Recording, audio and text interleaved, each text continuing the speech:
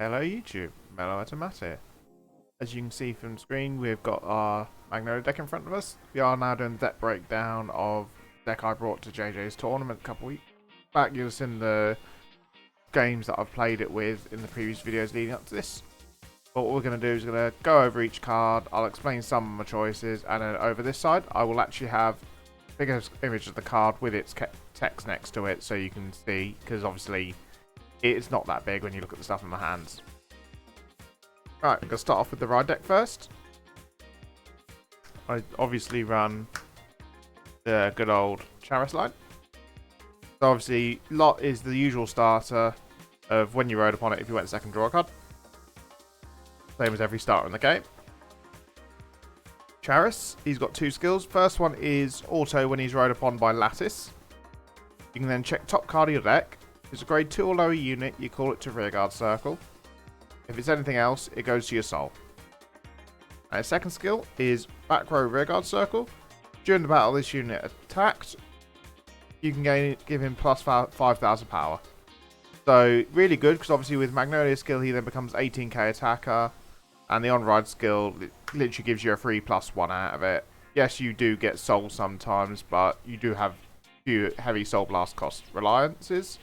So the extra soul does give you the ability to pay for those. Then grade 2, I run Silver Horn Beast Lattice. Lattice has got two skills as well. First one is when he's ridden upon by Magnolia. You can soul blast 1, and then check top card of your deck. If it's a unit, it calls to rearguard circle. If it's not, it goes to your hand. So we do play a couple of orders in this deck, so obviously the orders would then go to hand. But obviously units that would go to board is near enough 99% of the deck, so you do obviously play in the gut. You are playing the gutches for the fact obviously you can call triggers off this and off of Charis, but so personally, they're still really good cards. Why would I not run them in the Magnolia deck? The other options obviously people do run over these, which I don't run, is they do run Rancor Chain and the Black Tears Husk Dragon from the Zorga ride line. So personally, I don't like those because you're then increasing the order account in your deck, and your mulligans then have to be more specified to finding the orders, otherwise you're hard negging yourself. Which obviously, I've got better mulligan targets I'd rather focus on, so I don't want to have them in the deck. Last up, we do have the boss unit of the deck, which is Silverhorn Beast King Magnolia. Her skill is, end of the battle these unit attacks, you can cat blast 1. Choose one of your units, and it gets power plus 5,000, and if it's in the back row, it can attack from the back row. If you then Persona Road this turn, you can choose 3 targets instead to gain the previous effect.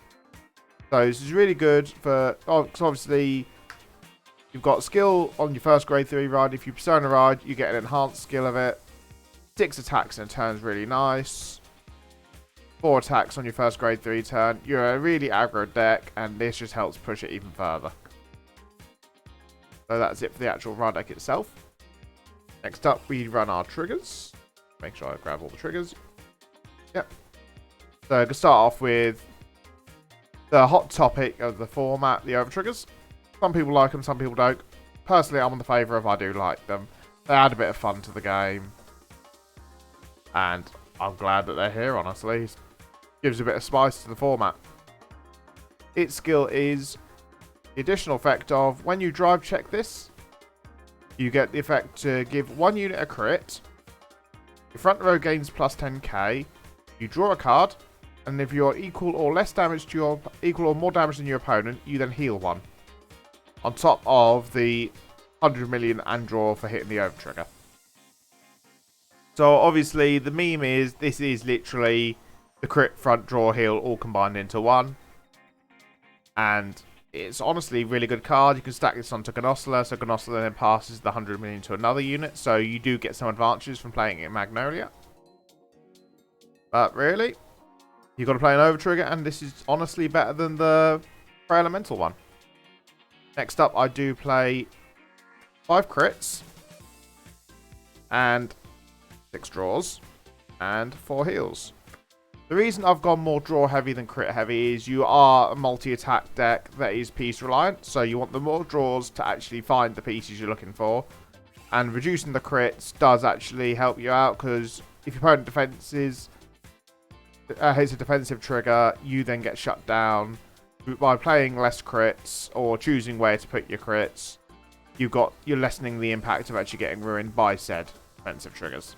And obviously 4 heals is because it's 4 heals. Why would you not play 4 heals? So that's it for triggers. Next up we have grade 1s.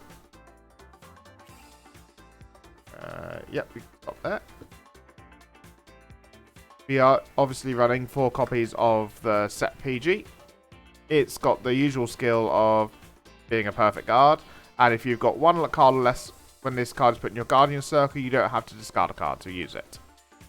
So honestly, no real explanation needed. It's literally new PGs are all run because they are just amazing for that second skill.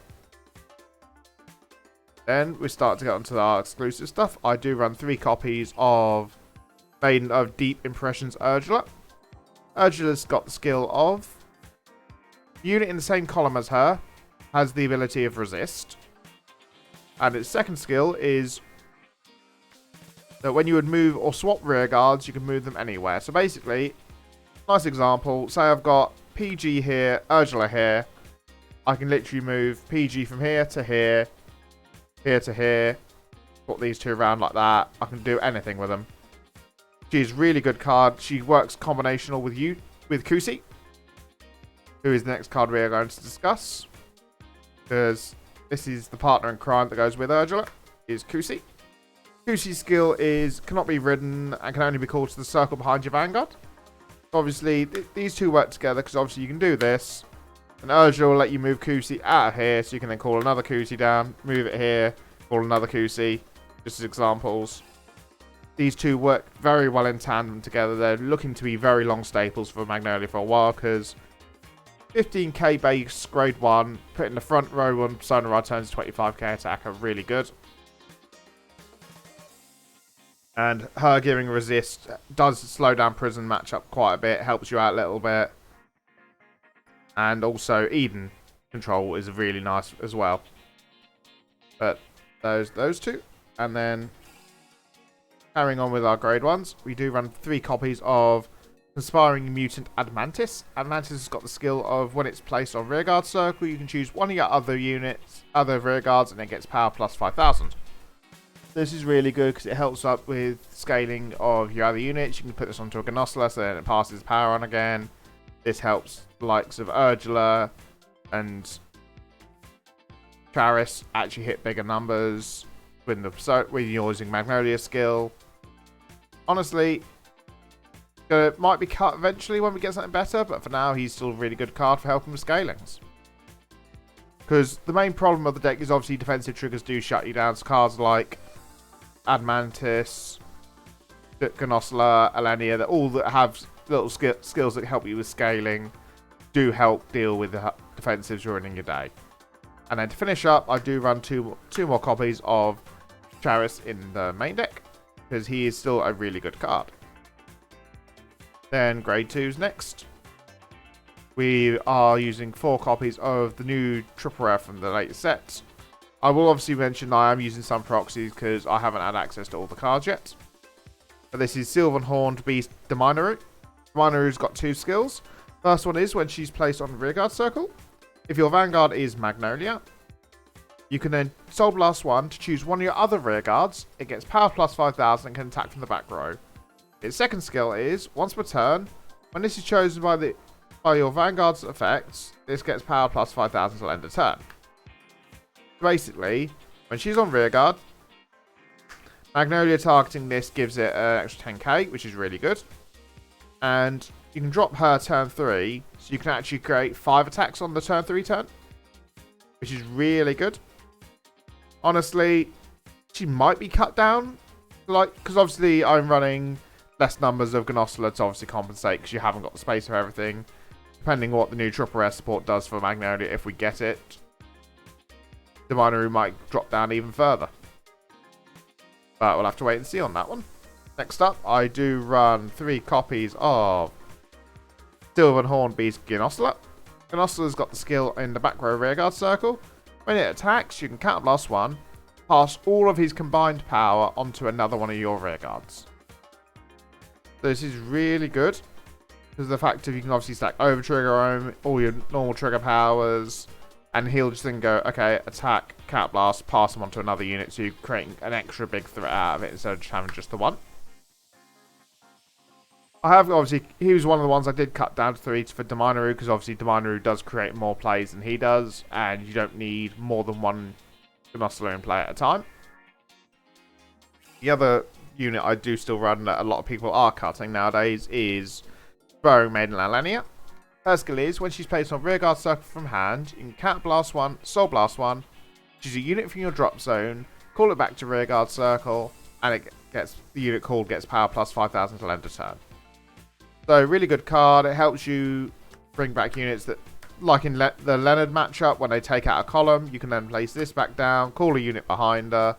You've rebuilt that column that you've just lost to Leonard. A lot of people are using Wild Intelligence instead. I, however, have chosen against Wild Intelligence for Alenia for the fact of this gives you the same number of units on the board as Wild Intelligence does. You're then paying an extra Soul Blast to not have to mill, still be able to use your order for the turn if you want to, and you can get plus 5k onto the unit called to help with your scalings. And the order play does become more useful with set 3 because we have seen a common order revealed already that does let your power scaling go even higher on your rearguards for each attack. So obviously you can't Wild Intelligence on that in the same turn, which is where Alenia then starts to shine a bit more again. But for me, she'll still be a staple for a while. Then to finish up my grade 2s, I do run 2 copies of the Order Ghost Chase. Honestly, best card in the game. Its ability is, choose one of your units, it gets power plus 5,000. And then after that, you can choose one of your rearguards that's not being attacked, and then return it to your hand. So obviously, this helps you re-abuse the on-play skills of Dominaru, Alenia, ADMANTIS, but also lets you refix your Charis and Lattice Rides if you call triggers and PGs. So, really good card, using combinations. It's really best card story KO you'll ever get. Only one that can rival that is Spiritual Body Condensation. Then to finish up the entire list, we do run 3 copies of Magnolia. Other options that I'm going to mention other options that I don't use that I've seen other people using. Obviously, there is the grade 3 Elephant that does Soul Charge. Personally, I don't use it for the fact of it's restrictive on what your opponent's put into play to get the Soul Charge. It's a grade 3, so it screws around with your Alenia plays and with your Charis plays. And it does give you another, this isn't a shield card in your deck. Because I like to, because obviously with playing more draws, your shields do become more optimal. And dropping the shield, because obviously you're playing more draws, so you can't play the front triggers, so your shield becomes more optimal. And playing grade 3s that don't have shield or more orders, you do lose the shield power, which is also another reason why I don't like Wild Intelligence. It is another dead card for Charis. It's not got any shield power, and Alenia does have shield power, so obviously my thoughts are Alenia will always outweigh Wild Intelligence for now. And obviously, with Wild Intelligence, you're milling random cards. So you could end up milling 2 triggers that could be in shield power. But that is it for covering my Magnolia deck. Once again, thank you very much to JJ. His links will be down in the description below. Please do drop him a follow on his Twitch, Twitter, YouTube, whatever. And if you like what I've been discussing today, please do drop like, comment, subscribe. Leave me any comments to let me know what your thoughts are on Magnolia as a whole. And I shall see you guys in the next video. Bye-bye.